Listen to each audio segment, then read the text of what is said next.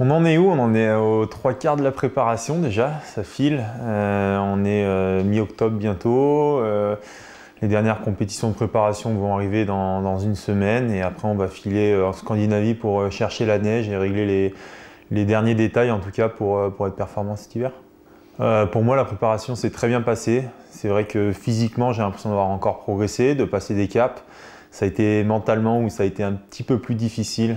J'ai eu des hauts, des bas. Je pense qu'après cette belle saison l'an dernier, j'ai eu besoin de souffler et malheureusement, je n'ai pas pu le faire comme je le voulais avec ce Covid. Mais voilà, tout est rentré dans l'ordre maintenant et en tout cas, j'ai retrouvé ma motivation et ça fait du bien.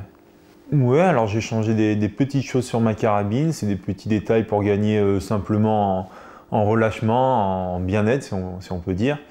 Dans le but de gagner en régularité. Et après, en termes de physique, non, tout simplement, j'ai continué de faire confiance à Vincent qui nous fait une super programmation pour être au top l'hiver. Voilà, je fais un petit peu plus d'heures d'entraînement encore que l'an dernier, donc voilà, c'est à peu près la même chose, mais avec le petit plus encore.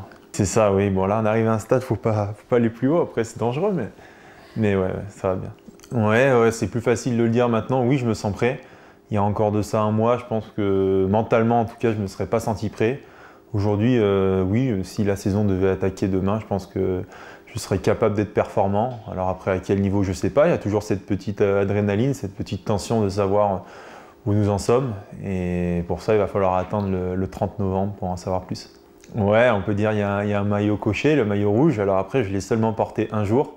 Je gagne le globe derrière, mais bien sûr, j'aimerais le porter plus souvent. Je pense que voilà, avec en tout cas ma vision de cycliste, en tout cas mon sport de prédilection, c'est beaucoup de fierté de porter un maillot distinctif. Et voilà, le but, bien sûr, cette année, c'est de continuer sur cette lancée, essayer de me rapprocher du gros globe. Alors, je pense plus que ce sera un objectif dans les prochaines années.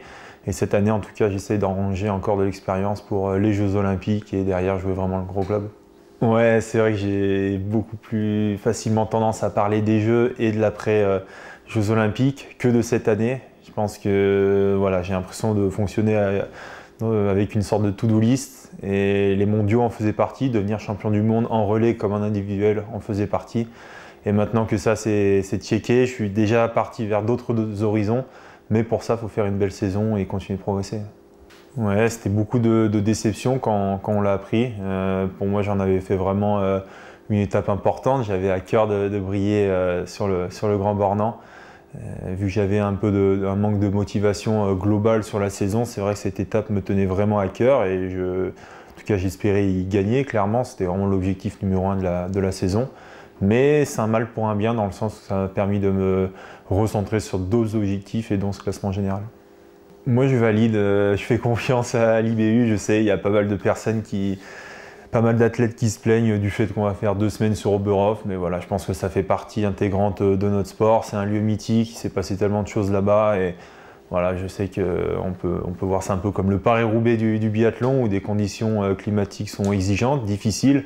Mais c'est ça aussi qui fait la beauté d'un sport. Donc voilà, c'est pas un souci et je trouve qu'on a de la chance en tout cas de pouvoir courir toutes les courses comme c'était prévu. Et voilà, de toute manière, le mot d'ordre cette année c'est adaptation et pour ça il faut se fier à ce que l'IBU nous autorisera et nous demandera de faire. Ouais, beaucoup. C'est vrai que je prends d'autant plus de plaisir quand il y a du monde, beaucoup de spectateurs. J'ai l'impression en tout cas d'aimer ce côté de jouer avec le public. Que ce soit sur le Grand Bornand ou sur les mondiaux, c'est pas quelque chose qui m'engendre du stress en tout cas. Voilà, j'aime vraiment bien sentir ce petit feeling avec le public, donc ouais, ça va beaucoup me manquer, je pense. Bien sûr, Johannes Beu, ça c'est inévitable. Je pense que Quentin est très motivé, voilà, ça fait maintenant plus de 2 ans qu'il en fait son objectif numéro 1. Il s'en rapproche petit à petit, il grappille encore en termes de précision en tir et on sent que physiquement il est présent. Après voilà, ça demande beaucoup de constance. J'aimerais aussi faire partie de ces prétendants, mais voilà, je pense en toute humilité que ça demande encore 1 ou 2 années de travail pour gagner en régularité. C'est vrai, c'est ce qui me manque. Parfois je peux avoir des gros hauts comme des gros bas où je remets tout en question et plus que je le devrais et c'est un peu mon souci. Donc Voilà. En tout cas, je ne me mettrai aucune limite. Je pense avoir les capacités physiques pour jouer, mais il faut aussi avoir les capacités mentales. Et déjà, j'aimerais me rapprocher du top 3. J'en retiens beaucoup de positifs, c'est certain. Ça allait très vite finalement. C'est vrai que la saison passée, je m'étais énormément entraîné. J'avais envie de passer un gros cap, vraiment m'installer dans ce groupe et faire partie de l'ensemble des relais. Et bien sûr, les championnats du monde étaient un objectif, surtout sur le site d'Antols qui est mythique. Et finalement, d'avoir réussi à être champion du monde de relais, de poursuite et d'avoir un petit globe, pour moi, c'était, je ne vais pas dire inespéré, parce que ça restait un objectif, mais ça arrivait très rapidement. Et ça a été plus compliqué derrière pour tourner la page, de se dire, voilà, j'ai réalisé finalement des rêves d'enfant. Et réaliser un rêve, c'est aussi le tuer. Donc derrière, c'est un peu compliqué de se relancer, parce que c'est triste à dire. En tout cas, j'avais beaucoup de honte de l'affirmer, mais voilà, plus grand-chose m'inspirait et me donnait envie. Et c'était une situation assez étrange, mais je pense qu'elle m'a fait grandir. Bah, ça ressemblait un peu à un deuil, mais c'est encore gênant de dire ça, parce que j'ai perdu aucun proche, mais ça, voilà, il y a plein de choses qui ont fait que cette fin de saison était différente pour moi, surtout la reprise.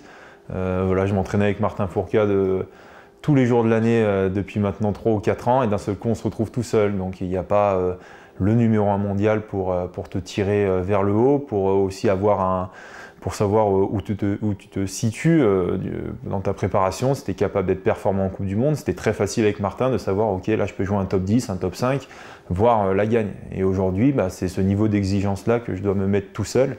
Et c'est toutes ces petites choses qui m'ont fait beaucoup engendrer de stress, et à un moment, en fait, tout retombe, et c'est là où on a envie de souffler. Et voilà, malheureusement, avec la préparation, on ne peut pas.